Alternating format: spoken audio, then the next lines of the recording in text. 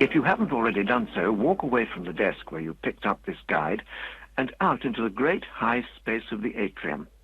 Isn't this a wonderful place? It's uplifting. It's like a Gothic cathedral. You can feel your soul rise up with the building around you. This is the heart of the museum, and it works like a heart, pumping the visitors around the different galleries. If you look up, you can see walkways, elevators, and stairways leading up or round the walls of the atrium between the galleries. These are the arteries. The separate galleries all lie off this central space, and to go from one to another, you must come back here. In the great museums of previous ages, rooms link from one to another, and you must visit them all, one after another. Sometimes it can feel as if there's no escape. But here there is an escape, this space to which you can return after every gallery to refresh the spirit before your next encounter with the demands of contemporary art. This building recognizes that modern art is demanding, complicated, bewildering, and the museum tries to make you feel at home so that you can relax and absorb what you see more easily. As you look around, you'll see that every surface in this space curves. Only the floor is straight. These curves are gentle, but in their huge scale, powerfully sensual. You'll see people going up to the walls and stroking them. You might feel a desire to do so yourself. These curving surfaces have a direct appeal that has nothing to do with age or class or education. They give the building its warmth, its welcoming feel. And in this way, the atrium tries to make you feel at home and prepares you for the purpose of the building, the art it contains. Paradoxically, these sensual curves have been created by computer technology. Let's take a closer look at one of the stone-clad pillars in this space.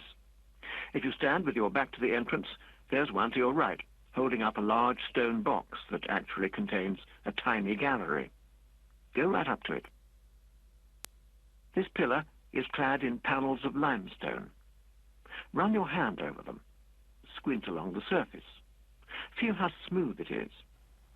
Because of the way the surface of the pillar curves, each of these panels is slightly different. No two are quite the same, and this is true for all the curved walls of the building. If these panels had been produced by conventional means, this would still be a building site, and the cost of the building would be astronomical. But these panels were cut and shaped by robots, working to a computer program developed for aircraft design. To a computer, the mathematical problems involved in fitting together this vast jigsaw are simple. This process is very new, and it should have a revolutionary effect on the way architects work, because it'll allow them to embody more freely the productions of their imagination, as well as allowing them to build more cheaply and to a better quality. Now turn to your right and look at the glass tower that contains two of the elevators. The glass surface of this tower also curves, and again the curves are produced by panels fitted together, but here they overlap like the scales of a fish.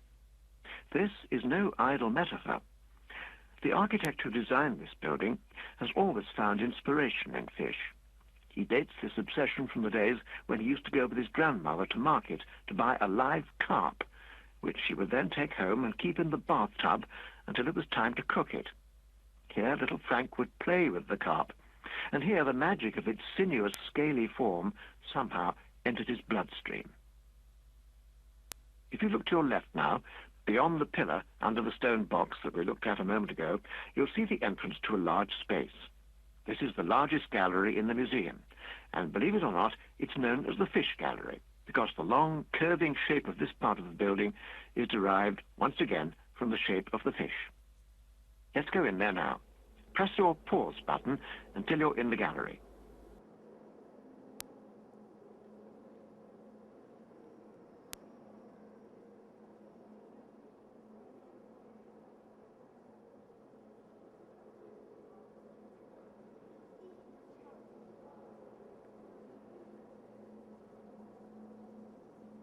You're standing in a room of 3,200 square meters. It's 150 meters long and between 12 and 25 meters high. Contemporary art is big. In fact, some of it is enormous, and this gallery was designed to accommodate the huge pieces that artists have begun to create. Walk over to the left-hand side of the gallery and look up at the ceiling. You'll see a lighting gantry hanging from it, and above that, a skylight. There are skylights like these throughout the building, but they're not intended to light the objects in the galleries.